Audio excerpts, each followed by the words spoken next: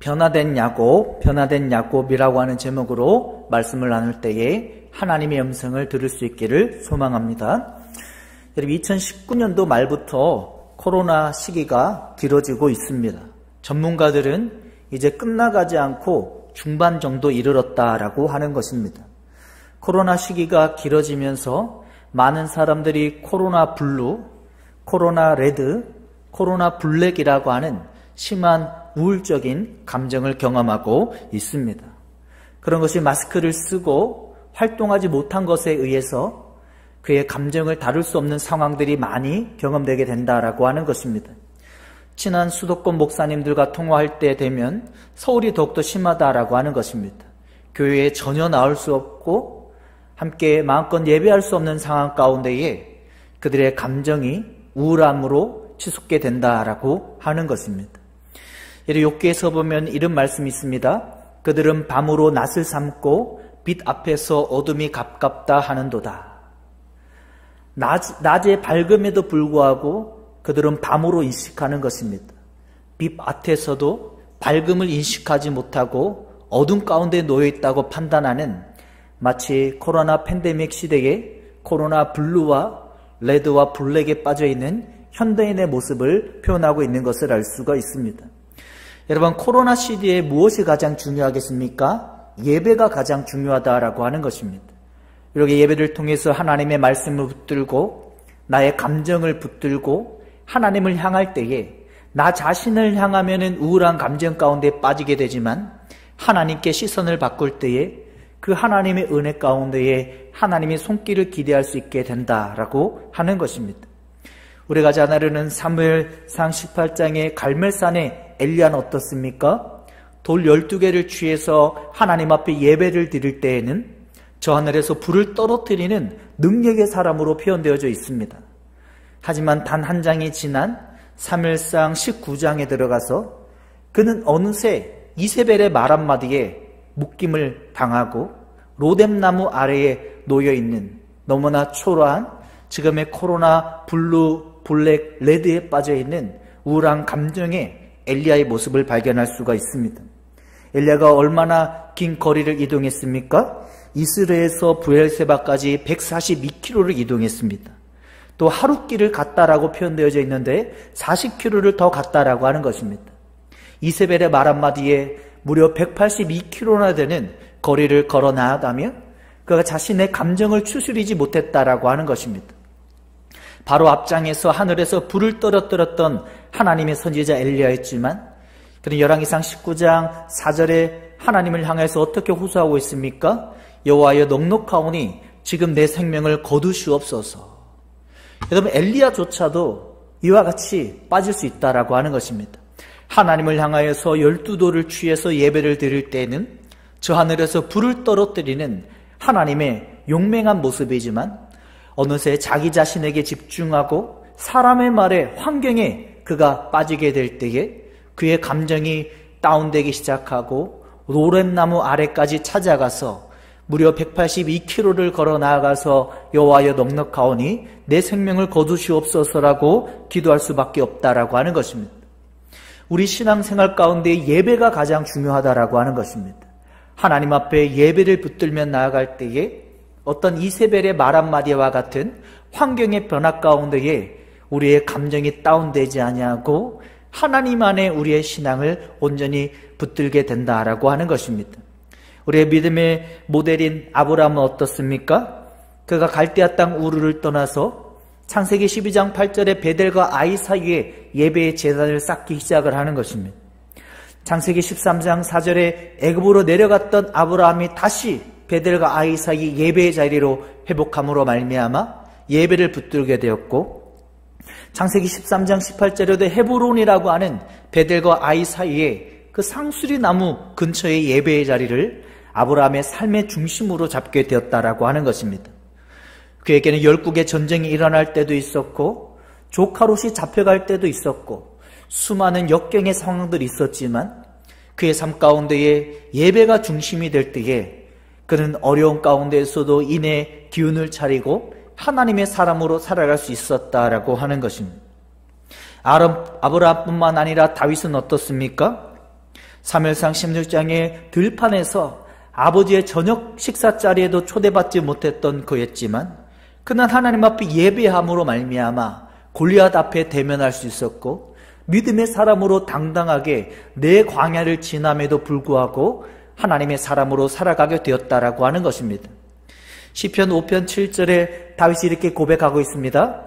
오직 나는 주의 풍성한 사랑을 힘입어 주의 집에 들어가 주를 경외함으로 성전을 향하여 예배하리이다. 다윗은 아버지 이색에도 저녁자리에 불림을 받지 못하는 들판에서 하카톤의 하찰은 양치는 삶을 살았지만 하나님을 찬양하고 예배하며 나아갈 때에 그의 삶은 하나님의 인도하심을 받는 어떠한 감정의 기복 가운데에 다운되지 않는 신앙이 될 수 있었다라고 하는 것입니다. 하나님은 오늘 야곱을 통해서 우리에게 그것을 말씀해 주고 있는 것입니다. 야곱이 베델이라고 하는 하나님의 예배의 자리, 기도의 자리를 경험하기 전에는 너무나 초라하고 내성적이고 비주도적인 다른 사람에 의해서 타의에 의해서 살아가는 신앙의 모습이었다라고 하는 것입니다. 우리가 나눴듯이 형 에서는 아웃도어 들 사람이었다면, 짐승을 사냥하여서 아버지 이삭을 기쁘게 하는 사람이었다면 야곱은 어떻습니까? 아마 텐트에 거하면서 반경 10km 이상을 벗어나지 못했던 너무나 내성적인 인물이었을 것입니다. 또 창세기 27장에 야곱의 나이가 77세가 되었음에도 불구하고 자기가 주도적으로 행동하지 못하고 어머니의 주사를 받아서 염소털로 꾸미고 이삭의 축복을 취하게 되는 너무나 비주도적인 모습이 야곱의 모습인 것을 확인할 수가 있습니다. 하지만 야곱이 그의 인생 가운데 처음으로 자신의 텐트 10km를 벗어나서 브엘세바에서 베델로 갔을 때에 어떠한 영적인 경험을 하게 되었습니까? 베델의 경험을 하게 되었다라고 하는 것입니다. 사닥다리 환상을 보고 천사를 대면하며 하나님을 독대하며 아브라함의 하나님이 아니요 이삭의 하나님이 아니라 자기의 하나님을 경험하게 되었다라고 하는 것입니다. 브엘세바에서 베델로 90km를 걸어 나아갔고 한 번도 쉬지 않고 그가 걸어감으로 말미암아 저녁 이동할 시간에 돌베개를 재고 잠을 취할 수밖에 없었다라고 하는 것입니다. 창세기 18장 13절에 분명히 이렇게 이야기합니다. 너희 조부 아브라함의 하나님이요 이삭의 하나님이라. 내가 누워있는 땅을 내가 너와 내 자손에게 주리니. 비로소 야곱은 77세가 지나서야 비로소 아브라함의 하나님 이삭의 하나님이 아니라 파스카와 같이 자기 자신의 하나님을 경험하게 되었다라고 하는 것입니다. 여러분, 우리 인생 가운데 가장 중요한 것은 예배다라고 하는 것입니다. 이 예배를 통해서 하나님의 말씀에 귀를 기울이고 나의 감정 가운데에 사로잡히지 아니하고 나의 삶을 하나님 앞에 세워 나아갈 때에 하나님이 주인 되어 주셔서 우리의 삶 가운데에 야곱과 같은 인생을 살아가게 해주신다라고 하는 것입니다. 아브라함과 다윗과 같이 어떤 역경이 우리에게 다가올 때에도 하나님의 그 음성 가운데에 믿음으로 살아가는 인생이 될 수 있다라고 하는 것입니다. 야곱의 베델이라고 하는 사닥다리 하나님의 환상을 본 이후에 그 인생을 어떻게 바뀌기 시작했습니까? 그 베델에서 하란으로 이제 800km를 걸어간 야곱입니다. 800km를 걸어가서 사람들을 만날 때에 야곱의 창세기 29장 4절에 뭐라고 이야기하고 있습니까? 내 형제여 어디서 왔느냐? 어디서 왔느냐라고 하는 이 질문은 누가 누구에게 해야 되는 것입니까? 하란의 사람들이 야곱에게 해야 되는데 오히려 야곱이 하란에서 만난 사람들에게 형제여 어디서 왔느냐라고 질문하고 있습니다. 또 그 다음 절에는 뭐라고 질문합니까?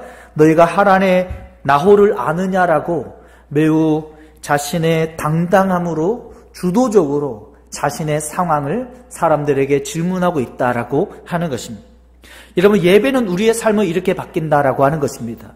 매우 내성적이어서 들사람이었던 사냥하는 에서에게 팥죽으로 장자의 명분을 매우 내성적으로 받아냈던 야곱이었다면 하나님 앞에 베델을 경험한, 예배를 경험한 그 야곱은 어떻게 바뀌었다라고 하는 겁니까? 매우 당당하게 바뀌었다라고 하는 것입니다. 우리 성도님들의 삶 가운데에 당당하지 못하고 내성적이고 비주도적인 모습이 있습니까? 하나님이 예배 가운데 회복하라라고 하는 것입니다.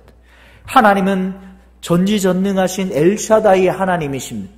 하나님은 능력이 한이 없으신 분이십니다. 하나님은 천지를 창조하신 분이십니다. 그 하나님 앞에 피조물인 우리들이 예배로 대면함으로 말미암아 하나님 앞에 당당함을 회복할 수 있는, 주도적인 믿음의 삶을 회복할 수 있는 우리 귀한 성도님들 모두 다 될 수 있기를 예수님의 이름으로 축복합니다. 야곱이 베델에서 사닥다리 환상을 본 이후에 또 어떻게 바뀌었습니까? 29장 5절에 야곱이 그들에게 이르되 너희가 나홀의 손자 라반을 아느냐? 그들이 이르되 아노라.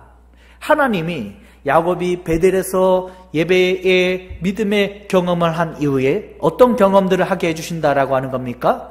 하란으로 가게 되었는데 그곳에서 사람들을 만나게 하시고, 하란에 만난 사람들이 라반을 알고 있는 사람을 만나게 하셨다라고 하는 것입니다. 여러분, 하란은 아브라함 시대에도 대도시였습니다. 그 수많은 도시 가운데에 예를 들어서 부산에서 누구누구를 아느냐라고 질문했을 때에 그 사람들이 안다라고 대답한 매우 우연의 일치와 같은 놀라운 하나님의 섭리를 경험하게 되었다라고 하는 것입니다.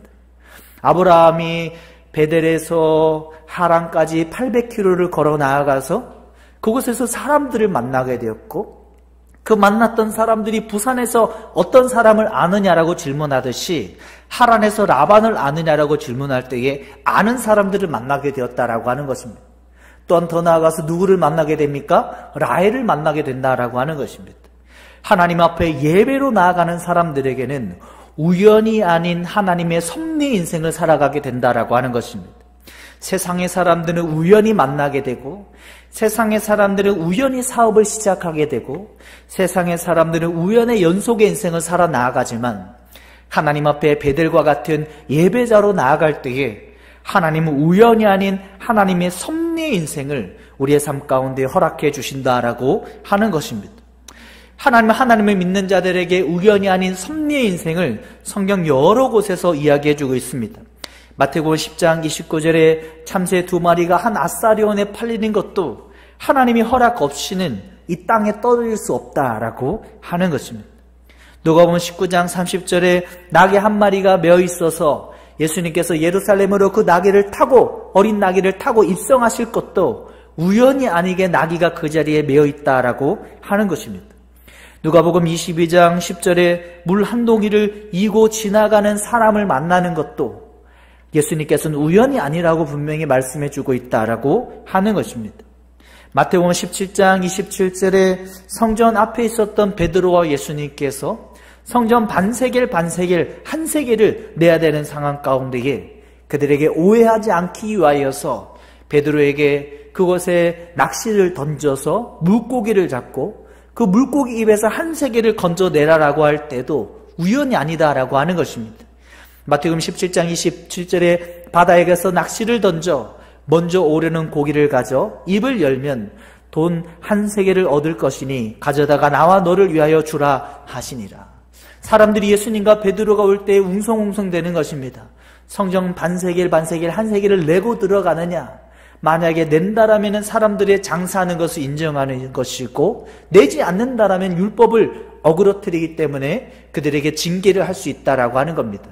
그때 예수님께는 베드로에게 바다에 가서 낚시를 던져서 고기를 잡아서 입을 열었을 때에 한 세겔을 건져내게 될 것이고, 그 한 세겔을 내므로 말미암아 하나님의 주권 가운데에 예수님께서 행동하고 있다라고 하는 것을 표현하고 있는 것입니다. 여러분, 참새 한 마리가 땅에 떨어지는 것도 우연이 아니다라고 말씀하십니다. 나귀 한 마리가 그곳에 메어 있어서 예수님께서 타고 가실 것도 우연이 아니었고, 여인이 물 한 동이를 메고 지나가는 것도 우연이 아니었고, 물고기 입에서 한 세겔의 동전을 꺼내내는 것도 어느 순간에 과거에 어떤 사람이 한 세겔을 그 바다에 떨어뜨리게 되었고, 그 한 세겔을 물었던 그 고기가 베드로의 낚시질을 통해서 그 낚시를 물고 베드로의 손에 잡혀서 예수님과 베드로의 반세겔씨를 내므로 말미암아 성전에 들어가게 된 것도 우연이 아니라고 이야기하고 있습니다. 하나님은 오늘 저와 여러분에게 이것을 말씀하고 있는 것입니다. 하나님 앞에 예배자가 될 때에 우연의 연속의 상황이 아니라 어떠한 상황 가운데에도 하나님의 섭리의 인생을 경험하게 된다라고 하는 것입니다. 때로는 나에게 어려운 상황이 다가올 때에도, 때로 나의 마음에 들지 않는 상황이 불만 가운데 다가올 때에도 하나님 앞에 예배자가 될 때에 하나님께서는 주권에 섭리를 경험하게 하시고 베델의 예배자의 성공을 인생을 통하여서 하나님의 음성의 섭리를 경험하는 인생으로 우리를 인도해 나아가신다라고 하는 것입니다. 베델의 환상을 경험했던 야곱이 또 어떻게 변했습니까? 우물물이 있었는데 그 우물물의 돌 뚜껑을 혼자의 힘으로 옮겼다라고 하는 것입니다. 고대 근동 팔레스틴에는 약 한 40km 거리마다 우물이 있었다라고 하는 것입니다. 하루길 되는 거리마다 우물들이 있었는데 우물 뚜껑을 무거운 돌로 덮어두는 것입니다. 먼지나 이물질이 들어가지 못하게. 하지만 그 우물 뚜껑은 혼자의 힘으로 절대로 옮길 수가 없습니다. 적어도 두세 사람이 모여서 함께 옮길 때에만이 우물 뚜껑을 옮길 수 있다라고 하는 것입니다. 하지만 창세기 29장 10절에 오늘 본문에 야곱이 어떻게 행동하고 있습니까? 혼자의 힘으로 나아가서 우물의 아기의 돌을 옮기고 라고 표현하고 있습니다.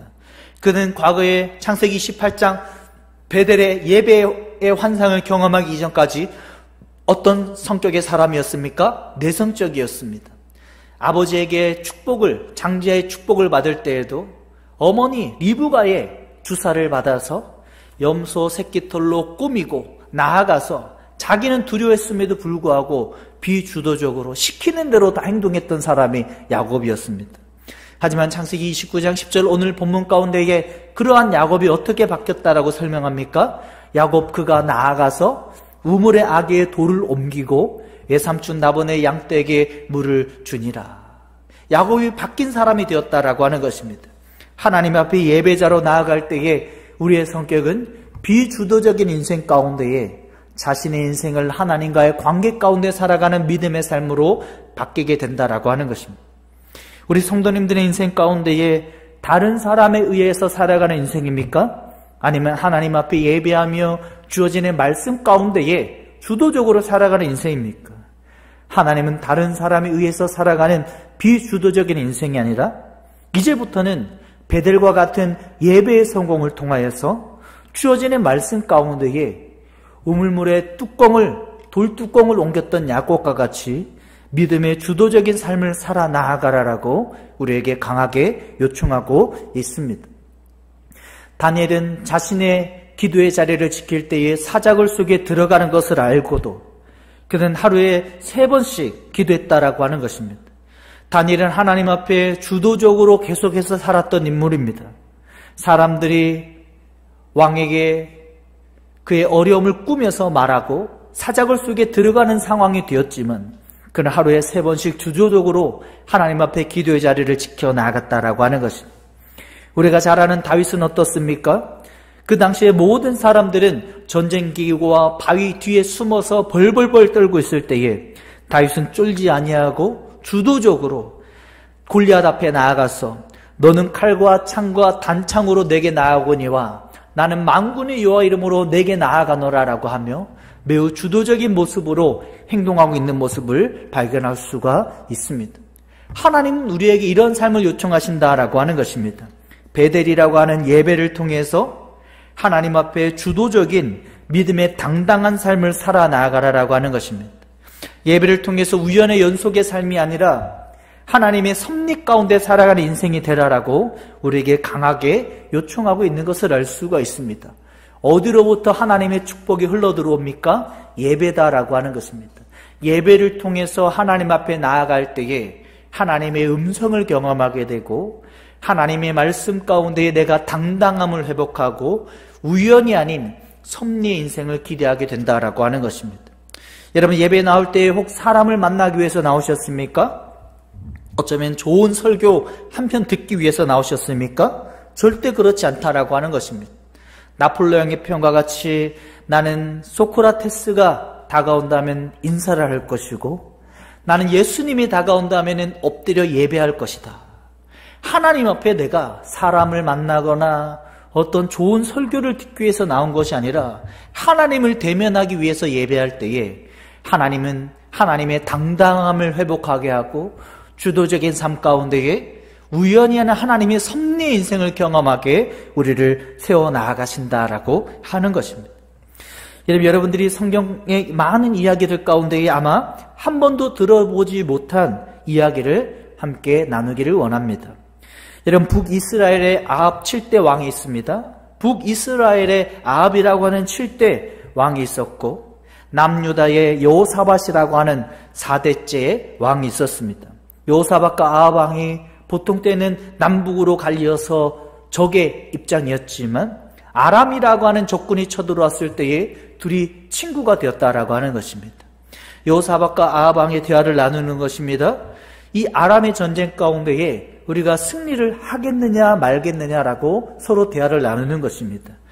그때 옆에 있었던 이물라의 아들 시드기야라고 하는 자가 가까이 찾아와서 철로 뿔을 만들어서 힘을 상징하듯이 아브함이 이야기하는 것입니다. 왕이시여, 아합 왕과 여호사밧 왕이시여, 이 전장 가운데 당장에 나아가십시오. 내가 철을 뿔을 만들어서 당신에게 하나님의 힘을 상징하며 이야기할 때에 여호와의 말씀이 아람 사람을 찔러 진멸하리라라고 분명히 나에게 말씀했습니다라고 이야기하고 있는 것입니다. 하지만 그 대화를 잘 들었던 400명의 거짓 선지자들과 그나아나의 아들 시드기야의 철을 뿔을 만들어서 하는 행동을 보았던 여호사밧 왕이 아무래도 이상하는 것입니다. 아합 왕에게 질문했습니다. 왕이시여, 하나님의 뜻을 물을 사람이 이 이물라의 아들 시드기야와 400명의 이 거짓 선지자들밖에 없습니까? 라고 할 때에 아합 왕이 대답을 하는 것입니다. 저 지하 감옥에 이물라의 아들 미가야라고 하는 선지자가 있는데, 그 이물라의 아들 미가야라고 하는 선지자는 항상 나에게 좋은 이야기를 할 데가 없다라고 하는 것입니다. 그를 불러봤자 항상 흉한 예언만 한다라고 하는 것입니다. 그때에 여호사밧이라고 하는 남유다 왕이 왕이시여, 그게 무슨 말씀입니까? 당장에 이물라의 아들 미가야 선지자를 불러서 그에게도 하나님의 뜻을 물어보자라고 하는 것입니다. 지하에 데려갔던 사람들이 이물라의 아들 미가야 선지자에게 이야기하는 것입니다. 겁박을 주는 것입니다. 좋은 이야기를 하라라고 하는 것입니다. 지금 시드기야라고 하는 거짓 선지자가 철을 뿔을 만들어서 분위기 좋게 만들었으니까 아람과의 전쟁 가운데 나아가서 승리할 것이다라고 너도 좋은 말을 하라라고 하는 것입니다. 하지만 미가의 선지자는 나는 하나님이 나의 입에 넣어준 말만 하겠다라고 당당하게 이야기를 하고, 그 왕 앞에 나아가서 아니나 다를까 왕이시여, 왕이 전쟁에 나아가면 아람과의 전쟁 가운데에 절대로 승리할 수가 없다라고 대답을 하게 되었습니다. 그때 철을 뿔을 만들었던 그나아나의 아들 시드기야가 미가의 선지자에게 가까이 뚜벅뚜벅 걸어 나아가서 따귀를 때리는 것입니다. 따귀를 때리면서 여호와의 영이 나와 이 400명의 선지자를 떠나서 너에게만 말씀하시더냐.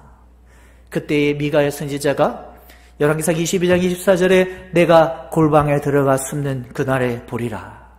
내가 골방이라고 하는, 베델이라고 하는 하나님과의 관계를 붙들 때에 하나님의 뜻을 발견하게 될 것이다 라고 하는 것입니다.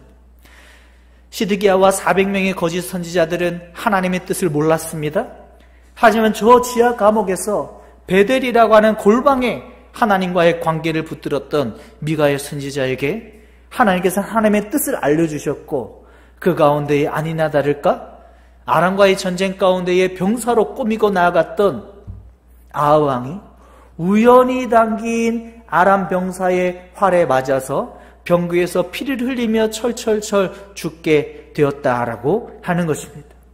이러면 하나님의 뜻은 철을 뿔을 만들어서 자기를 자랑했던 400명의 거짓 선지자들에게 있지 않았습니다.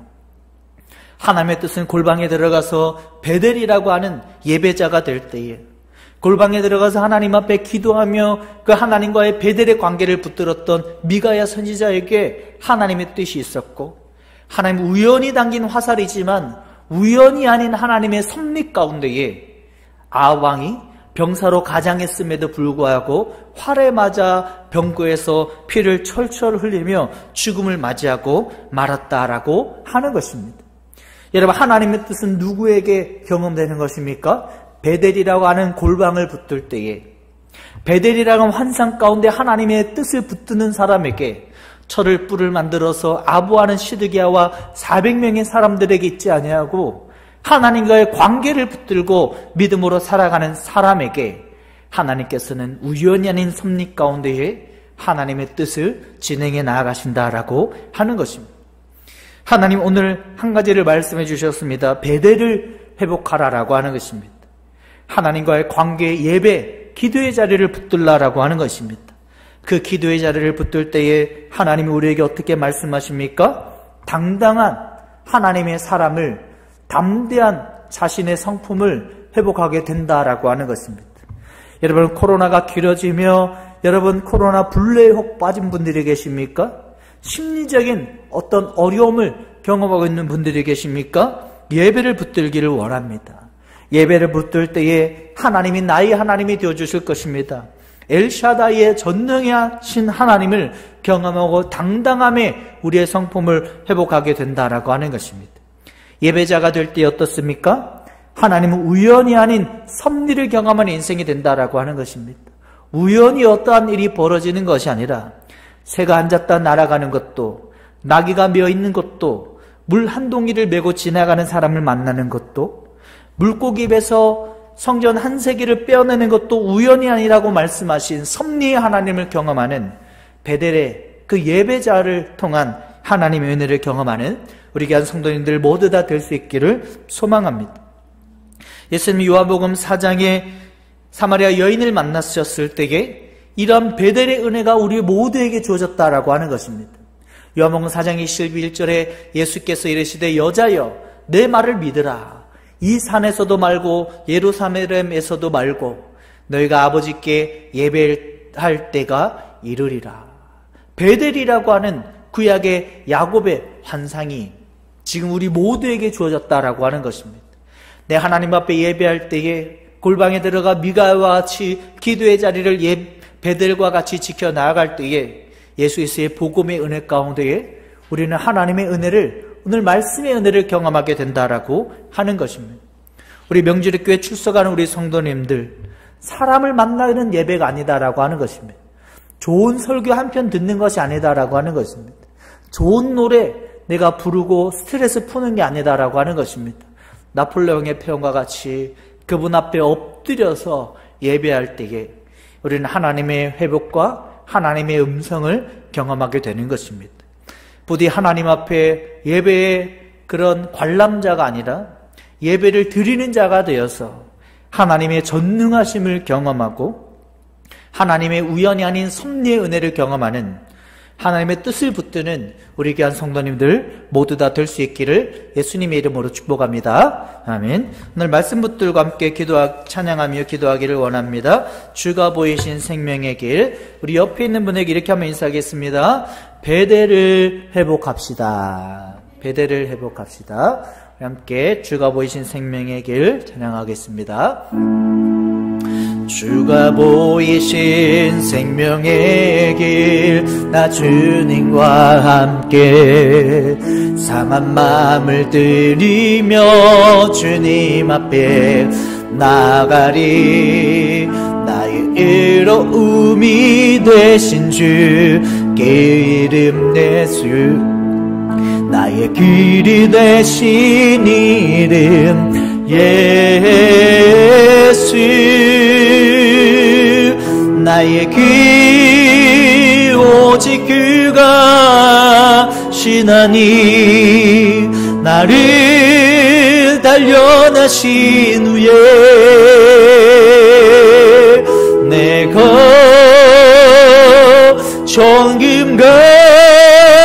정금같이 나오리라. 나의 길 오직 그가 신하니, 나를 단련하신 후에 내가 정금같이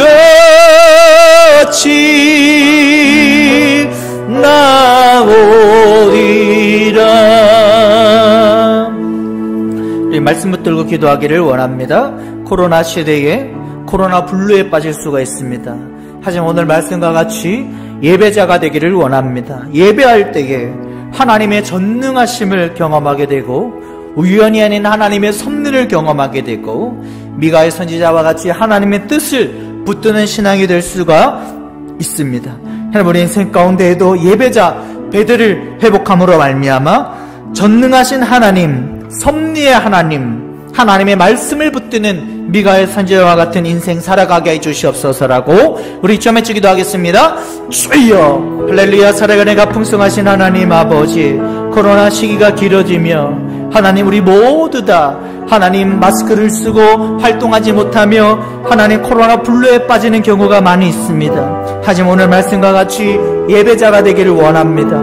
예배를 회복함으로 말미암아 하나님의 음성을 기대하게 하시고 예배자가 됨으로 말미암아 그 하나님의 은혜 가운데에 믿음으로 살아나가는 우리들 모두 다 되어줄 수 있도록 축복하여 주시옵소서.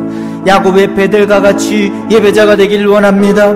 하나님의 음성을 붙들고 살아나가는 하나님 아브라함과 같이 달과 같은 인생 살아가기를 원합니다. 우연이 아닌 섭리의 인생을 살아가기를 원합니다. 하나님, 하란에서 사람들을 만나고 또한 그곳에서 라반을 아는 사람들을 만나고 또한 라헬을 만나는 하나님의 놀라운 우연이 아닌 섭리를 경험한 야곱과 같이 우리 인생 가운데에도 하나님의 섭리를 경험하는 인생 살아가기를 원합니다. 새가 앉았다 날아가는 것도, 나귀가 그곳에 메어있는 것도, 물 한 동이를 메고 지나가는 여인을 만날 것도, 하나님 한 세계를 물고기를 낚시로 건지는 것도 우연이 아니라고 말씀하셨는데, 우리 인생 가운데 예배자가 됨으로 말미암아 하나님의 음성을 듣고 우연히 아닌 하나님의 섭리의 인생을 살아가는 우리 귀한 성도님들 모두 다 되어줄 수 있도록 축복하여 주시옵소서. 우선 한 번 더 기도하기는 당당함을 회복하기를 원합니다. 전능하신 하나님 앞에 당당하게 믿음으로 살아가길 원합니다. 미가의 선지자와 같이 모든 400명의 사람들이 하나님의 뜻을 모를 때에도 하나님, 나는 하나님의 뜻을 알고 살아가는 자 되게 하여 주시옵소서라고 전능하신 하나님 앞에 당당함과 하나님의 뜻을 발견하고 살아가게 해달라고 우리 주여 외치기도 하겠습니다. 주여, 할렐루야. 살아가니가 풍성하신 하나님 아버지, 하나님 앞에 당당한 사람이 되길 원합니다. 그 하나님의 은혜 가운데에 믿음으로 살아나가는 우리들 모두 다 되어줄 수 있도록 축복하여 주시옵소서. 당당한 자가 되게 하여 주시옵소서. 믿음으로 살아나가는 하나님 미가와 같이 골방의 베델과 같은 신앙을 붙들므로 말미암아 하나님의 음성을 경험하는 우리 귀한 성도님들 모두 다 되어질 수 있도록 축복하여 주시옵소서. 하나님께서 오늘도 역사해 주실 줄로 믿습니다. 하나님의 은혜 가운데에 믿음으로 살아가게 될 줄로 믿습니다. 하나님 축복하여 주시옵시고 역사하여 주시옵소서. 하나님 아버지, 코로나 시기에 코로나 불로에 빠지지 아니하고 예배자가 됨으로 말미암아 하나님의 은혜를 경험하기를 원합니다. 전능하신 하나님 앞에 당당하게 살아가게 하시고 예배자로 살아감으로 말미암아 우연이 아닌 섭리들을 경험하게 하여 주시고 예배자로 살아감으로 말미암아 하나님의 뜻을 발견하고 살아가는 우리들 모두 다 되어질 수 있도록 축복하여 주시옵소서. 이제는 우리 주 예수 그리스도의 은혜와 하나님 아버지의 극진하신 사랑하심과 성령 하나님의 감동감화 위로 역사하심이 하나님 앞에 예배자로 세워짐으로 말미암아 전능하신 하나님을 경험하며 우연이 아닌 섭리를 경험하며 하나님의 분명한 뜻을 발견하며 살아나가기로 결단하는 우리 귀한 성도님들 머리머리 위에 이제부터 영원토록 함께 하시기를 축원하옵나이다. 아멘.